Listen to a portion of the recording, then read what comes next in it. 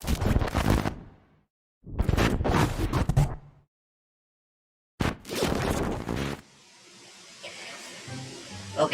halo semuanya, kembali lagi bersama saya Gojito Kun. Ya, sudah lama saya tidak membuat video. Ya, terakhir saya membuat berbagai video gameplay, ya berbagai game yang sudah saya mainkan. Dan juga mungkin ada video lain yang saya kategorikan khusus seperti unboxing dan review. Baik, jadi di video kali ini ya sepertinya saya harus kembali membuat video, walaupun saya tahu ya jumlah viewer mungkin tidak akan naik dengan mudah.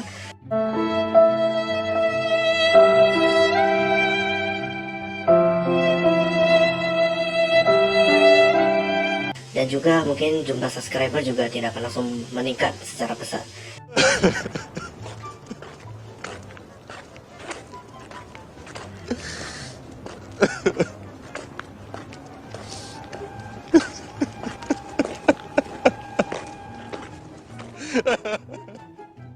Tapi setidaknya video ini saya buat ya memang tujuannya ya untuk diri saya sendiri dan untuk para penonton ya mungkin ini sebagai hal edukasi ya bagi kalian yang mungkin yang memiliki laptop ya. Nah, jadi di depan kamera, di depan video ini kalian bisa melihat ada sebuah laptop. Ini adalah laptop yang mungkin sebagian orang katakan ini adalah laptop yang berumur. Akan tetapi ya ini adalah laptop yang sudah menemani saya selama 3 tahun ya, kurang lebih seperti itu. Oke, ini saya kenalkan kembali, ini adalah laptop ROG GL503GE ya, atau ya kalau orang Indonesia bilang GL503GE. Oke, ya untuk laptop ini sebenarnya kalau singkat cerita ya, laptop ini pertama kali saya beli di tahun 2019.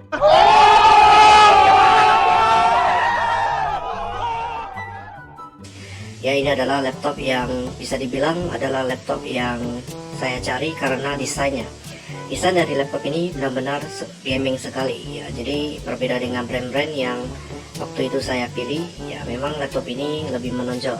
Apalagi ROG ini dikenal dengan laptop yang premium karena tidak semua orang mampu membelinya.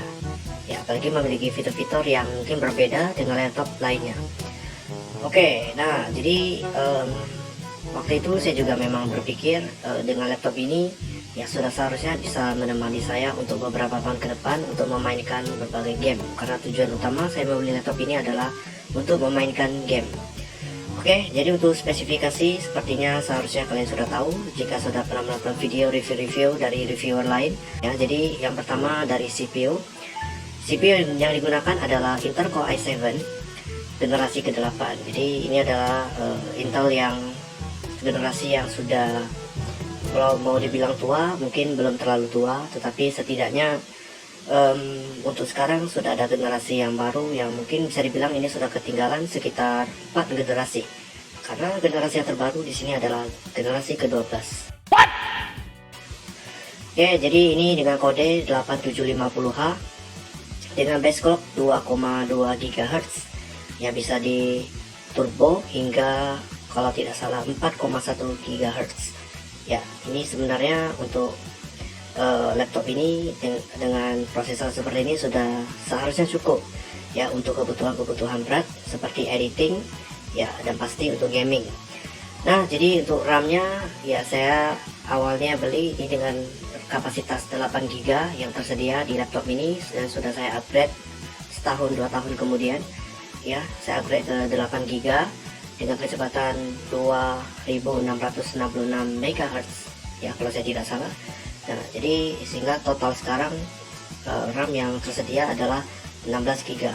Jadi sepertinya ini sebenarnya sudah cukup tinggi ya untuk kebutuhan berat. Oke, nah dan yang paling penting, laptop ini memiliki senjata utama yang bisa digunakan untuk memainkan game, pastinya adalah GPU. Nah, GPU yang digunakan di sini adalah Nvidia GTX 1050 Ti. Nah, jadi kalau bisa dibilang waktu itu ada pilihan lain yang menggunakan 1060, tetapi waktu itu sempat ragu karena ya merek lain yang belum atau masih belum familiar. Oke, nah jadi tentunya untuk laptop ini sendiri Ya, dengan desainnya bisa kita lihat di bagian depan ini ada logo ROG-nya.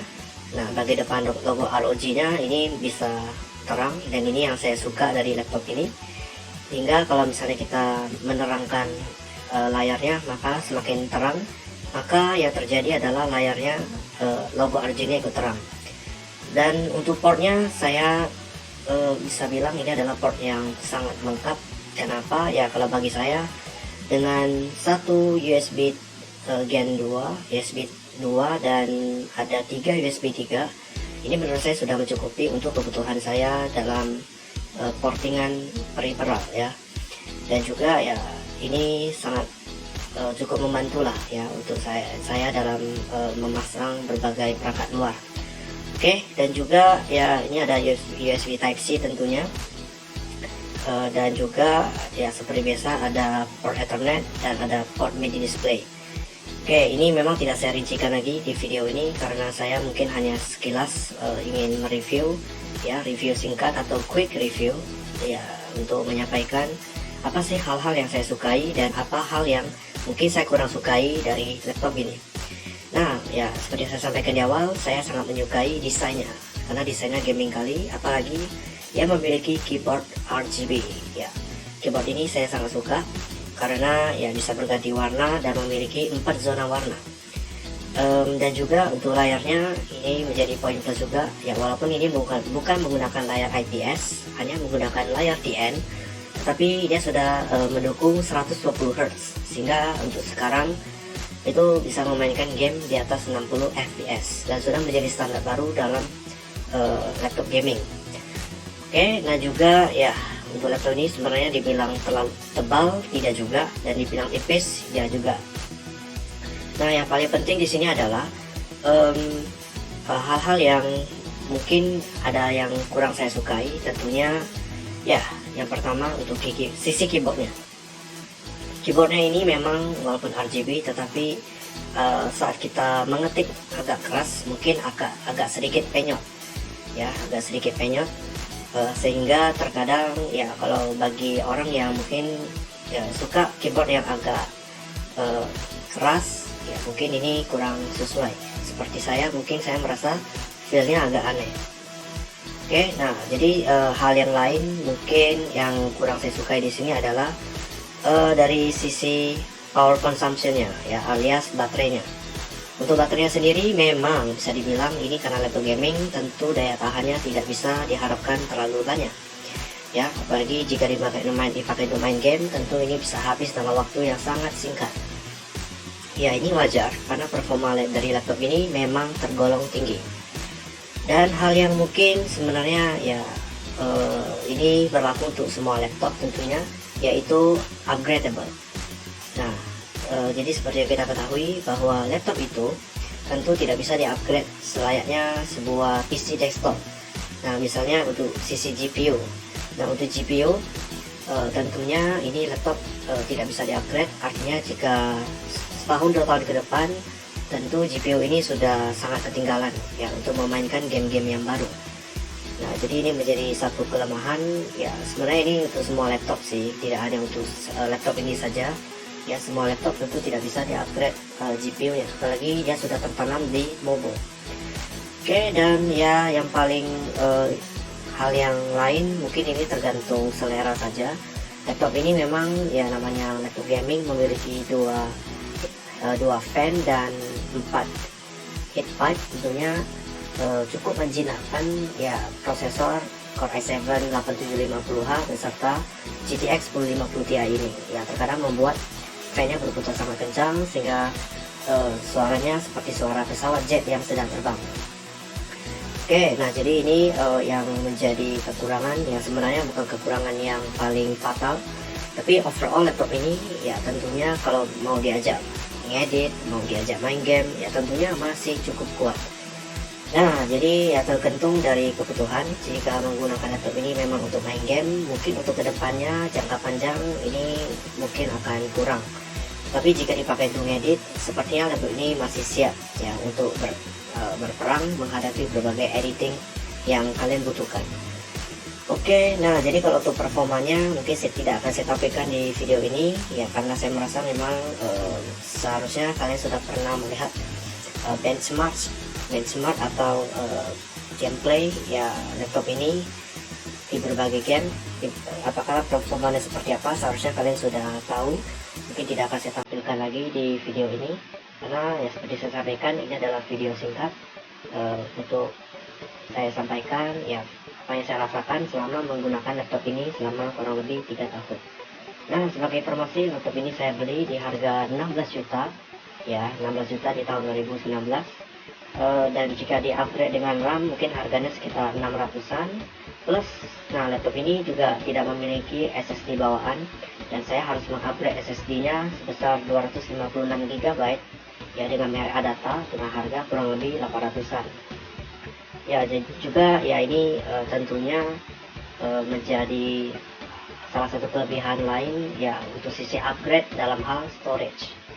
Oke, dan juga ya untuk laptop ini pastinya ya yang paling saya agak sayangkan di sini adalah tidak tersedia Thunderbolt 4 ya, minimal Thunderbolt 3 lah ya, karena ini berguna untuk kita bisa menancapkan ya GPU eksternal yang mungkin sudah selayaknya banyak yang diimplementasikan di berbagai laptop lain ya, mungkin dengan harga yang kurang lebih sama ya. Apalagi di tahun 2019 mungkin waktu itu belum ada ya dari vendor untuk membuat fitur seperti itu.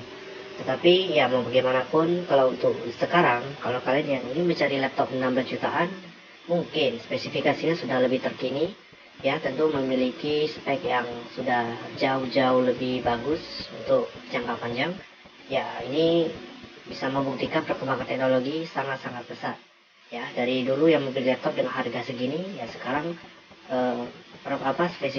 spesifikasi yang ditawarkan sudah juga jauh lebih tinggi dengan harga yang mungkin kurang lebih sama. Oke, baik, mungkin sekian dari video saya ya. Bagi yang suka dengan video ini, boleh klik like, boleh di share ke teman-teman yang lain sebagai informasi, dan juga boleh di subscribe channel ini agar bisa membuat saya lebih bersemangat dalam membuat video-video yang menarik ke depannya ya. Mohon maaf jika apabila kualitas video yang saya berikan masih kurang, karena saya menggunakan segala peralatan yang serba apa adanya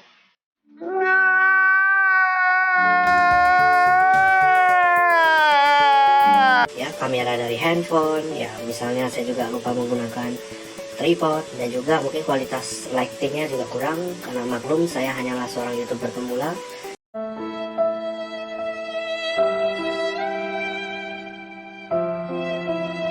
Maka dari itu saya butuh dukungan dari kalian semua agar video saya bisa ya ditonton oleh banyak orang, agar channel saya bisa lebih berkembang, sehingga saya pun bisa lebih bersemangat untuk mengupgrade channel saya untuk lebih baik.